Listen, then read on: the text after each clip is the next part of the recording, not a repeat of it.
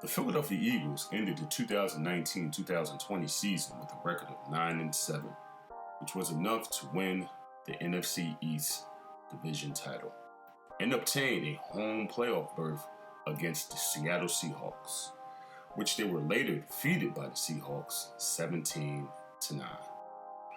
As the Eagles prepared for the offseason, there were a lot of glaring questions that needs to be answered. Offensive coordinators, wide receivers, linebackers, and the secondary. However, there is one move that the Eagles should make that could put them right back in the Super Bowl. My name is Vernon F. Miller, and this is Sports News Stream, where we provide the latest updated content in sports.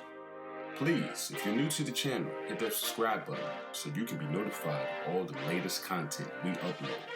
And if you're already a subscriber, thank you, and don't forget to hit that like button and leave a comment.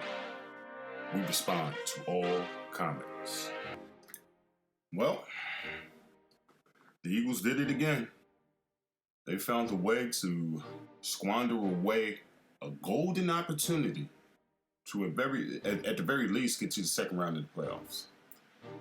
Now, we have to address the elephant in the room, and that's obviously Carson Wentz getting knocked out of the game in the first quarter. And yes, definitely was a questionable hit by Clowney. However, it just doesn't help Carson Wentz when everyone starts talking about how fragile or inconsistent he is when it comes to him being on the football field. Was it a dirty hit? In my opinion, I believe it was. Should Clowney have been flagged? I believe he should have been. Should he have been fined? I believe he should have. It's funny, the following week when they were playing the Seattle Seahawks playing the Green Bay Packers, and Clowney had a line on Aaron Rodgers. Clowney looked like he was Mike Schmidt from the Philadelphia Phillies when he slid into Aaron Rodgers. Just funny how you found out how to go ahead and change your whole tackling procedure in a matter of 7 days. Interesting, but nonetheless, I digress. Moving forward. So the Eagles squander away another situation, and I want to just peel back a little bit and say, hey, that's what the Eagles get for being cheap with it and not really preparing themselves for the long run. For the long run. Your backup quarterback is 40 years old. He was just on the couch / ESPN color commentating certain football games, and you give, out of all the quarterbacks, we're not even going to mention Colin Kaepernick, out of all the quarterbacks that were readily available, you call this guy. And McClown's a nice guy and everything of that nature, but I felt you could have did better. Because you got the result you got because of the makeup he is. He's a 40-year-old quarterback, way past his time, and he's playing in the biggest game of his career. He's never even played in a playoff game before. Come on now. And you got the result you got. He makes 2 moves, hop over a guy, and tears his hamstring. Okay, now here we go. So now he can't even move, let alone throw the ball. I've had a torn hamstring. It's no joke. He's hurt right now. He's still hurt right now. That hamstring hasn't healed. But I digress. So what do the Eagles do now, heading into the offseason? And they have to really, really think about what they have to do during the offseason. Because they got a lot of glaring holes. You got the offensive coordinators. You don't have any. Last time I checked, they're thinking about interviewing an offensive coordinator from LSU because of the offensive numbers that his team was putting up. Yeah, that's great, but you're talking about a college guy. You need an experienced individual standing beside Doug Peterson calling those plays. The Philadelphia Eagles should be experimenting right now. Under no circumstances. You got Caldwell, former coach of the Detroit Lions, former coach of the Indianapolis Colts. He's got the experience. He's an offensive guru. Why wouldn't you give him a call? Filadipo just got fired by the Jacksonville Jaguars. Why wouldn't you give him a call? He's familiar with Carson Wentz. He used to be with the Eagles. Why wouldn't you give him a call? Oh, by the way, you got Deuce Daly standing next to you. He's been with the team for God knows how long. Why wouldn't you give him a shot? Those type of things makes me question Doug Peterson sometimes. Like, some things are no-brainers. Frank Wright was your offensive coordinator.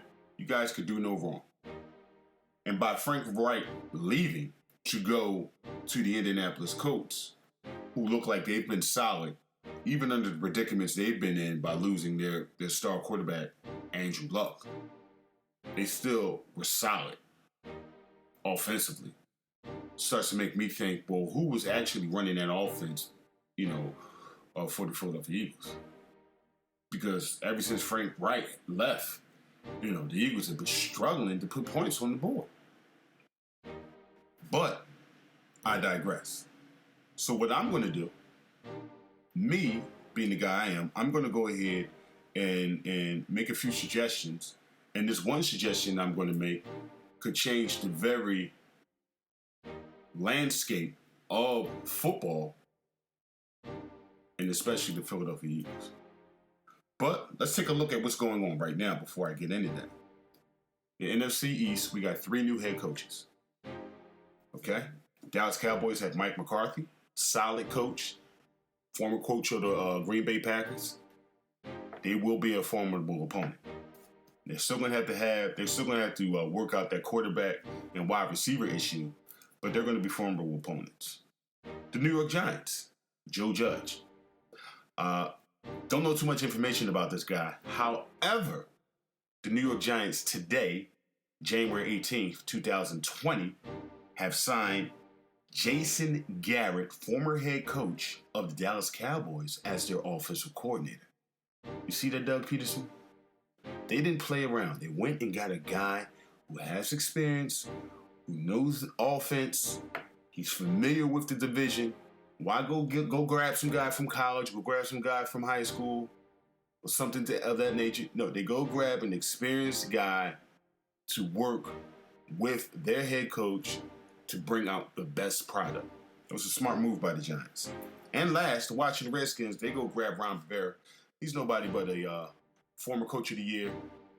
Took his team to the Super Bowl, I believe, in 2016. And I believe they ended that season 15-1. Ron Rivera is a defensive specialist. And Washington is going to be an immediate problem for the Philadelphia Eagles, an immediate problem for their whole division. And on top of that, Carolina Panthers may be entertaining a trade, sending Cam Newton somewhere.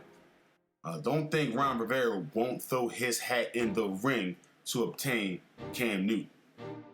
So those are the things that the Philadelphia Eagles have to go ahead and take into account while they're walking into the offseason. On top of the fact that their wide receiver core has no identity. No identity. John Doe's. Trash. And I'm not talking about, white bag trash, the cheap white bags that you get at the super. I'm talking about these dudes are heavy, hefty, duty, green, thick trash bag trash. Let me start off. Deshaun Jackson. This guy stays injured. Trust me, I know. I've had him 4 years in a row on my fantasy football team. I know Deshaun Jackson like the back of my hand. This dude stays injured. The Eagles gave this guy 3 years, $30 million deal, and he played 2 games. 2 games. Unacceptable. Alshon Jeffries hurt most of the year. And he's looking old. And he's getting the biggest contract out of all of them. I believe, $54 million? They're going to have to either renegotiate his contract or you got to get rid of him because he's due $11 million this season. Next season coming up. Every time this guy gets tackled, it takes him anywhere from 8 to 12 seconds to get up off the turf and get back to the huddle. My mother and my son's mother can get off the turf faster than him and get back to the huddle. Unacceptable. J.J. Arcega-Whiteside. The verdict's still out on this guy. I mean, I think I'm from Philly, born and raised, Philadelphia Eagle fan. Watch this guy. I think he may have caught 3 passes all season. So, with that being said, don't forget Nelson Aguilar. He's definitely got to go. I think it's a mental thing going on with him. He was in a position right now where he could have been the man this season. He had some injuries, but he could have been the man. Alshon Jeffrey's out. Deshaun Jackson out.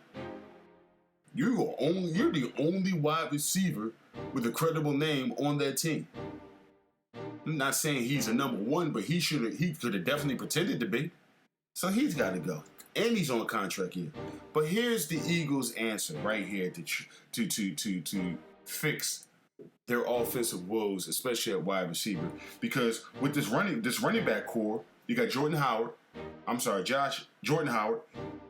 contract year. He's going to win a new contract. Corey Clemens, got to get rid of him. He's injury prone.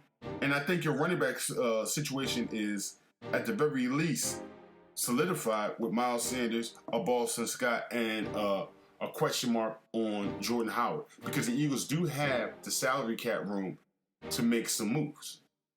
But here's the one move that I would make that would turn the whole Eagles organization around, and I feel putting back in the Super Bowl, or at the very least, strong Super Bowl perennial contenders, and put the whole NFL league on notice, I trade Zach Ertz. I'll give that a few seconds, let that sit in. Yes, I trade Zach Ertz, and I'll tell you why. Zach Ertz right now is on a 5-year, $42 million contract. And that contract is about to be up. And this dude is in line for an extremely large payday. An extremely large payday. You also got another tight end behind him, Dallas Goedert, who's been balling as well. And in 2 years, he's going to be in line for an extremely high contract. Dallas Goedert is younger, but Zach Ertz has higher value, especially higher leveraging value. The Eagles could take this situation and go ahead and get a serious piece offensively to help them out, especially on the wide receiver side. If it's me, I'm taking Zach Ertz and maybe a player, maybe Nelson Aguilar, and I'm sending him straight to Arizona because I believe they got the 8th pick, and I'm taking that 8th pick, and then I'm going to go get CeeDee Lamb from Oklahoma, best wide receiver on the board, and I'm bringing him to Philadelphia. I mean, the Eagles already blew an opportunity to go ahead and make an impact on the wide receiving core. Remember Metcalf? Of course you remember Metcalf. He caught the pass and put the nail in the coffin against the Eagles in the playoff game against the Seattle Seahawks. Yeah, you picked up J.J. Arcega-Whiteside instead of Metcalf, who's been pretty much beasting the whole season. Yeah, right. So, in order not to make that mistake again, you have to get aggressive. And the only way you can get aggressive is by going ahead and moving Zach Ertz. You already got another tight end that's balling just as good. Why not take advantage and use that as leverage to solidify your offense? Now your offense just got younger, just got stronger, and it just got faster. And then you can do something on the side of maybe going ahead in the free agency, grabbing a Robbie Anderson, or saying, or you could take a Zach Ertz and say, hey, Cleveland, I hear OBJ doesn't want to be down there no more. Send us OBJ. We'll send you Zach Ertz. Oh, by the way, you got to send us somebody else too, because we feel Zach Ertz value is a little higher than, statistically anyway, than an OBJ. You can do something like that. Because, of course, there's some wide receivers out there on the free agency that the Eagles could look at. Maybe a Robbie Anderson from the Jets, or a A.J. Green from Cincinnati, down in Cincinnati.